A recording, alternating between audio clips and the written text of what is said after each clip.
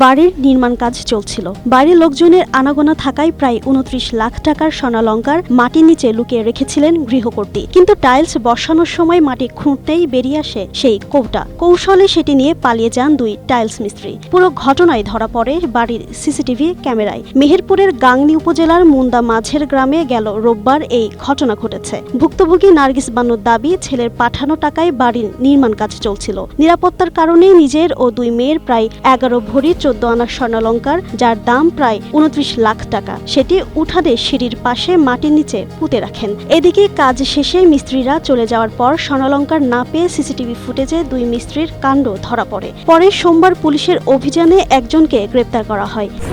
Strawberry super dotted ও classic ভ্যারিয়েন্টে sensation জাগুক শিহরণ।